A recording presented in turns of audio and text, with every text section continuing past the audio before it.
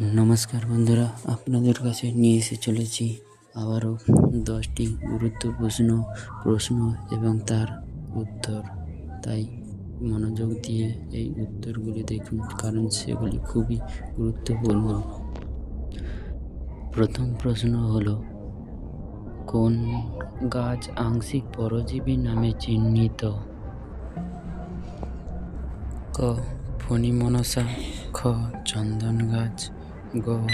শাল গাছ, ঘ. বট গাছ।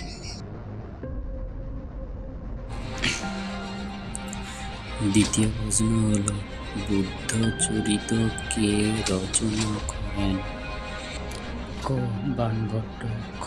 প্রথম চন্দ্রগুপ্ত, গ. ইন্দিরা গান্ধী, ঘ.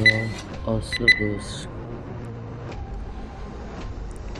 তৃতীয় নম্বর প্রশ্ন জানার আগে চ্যানেলটাকে লাইক এবং সাবস্ক্রাইব করতে ভুলবেন না। তৃতীয় নম্বর প্রশ্ন হল, বিনয় বসুর পিতার নাম কি? রেবতী মোহন বসু, দীনেশ চন্দ্র বসু, তারাকান্ত বসু, সখীনাথ।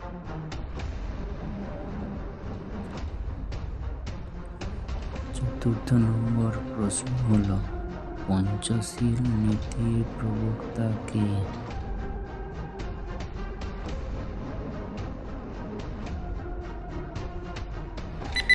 ক. জওহরলাল নেহরু, মহাত্মা গান্ধী, ইন্দিরা গান্ধী, বি.আর. আম্বেদকর। পঞ্চম নম্বর প্রশ্ন হল, বিনয় বসু কত সালে মারা যান? 1945, 1930, 1956, 1932 সালে। পুলিশের হাত থেকে বাঁচতে বিনয় কলকাতা শহরে কার সাহায্য পালিয়ে যান? রূপক সেন, সুপতি রায়, দীনেশ গুপ্ত, সুভাষচন্দ্র বসু।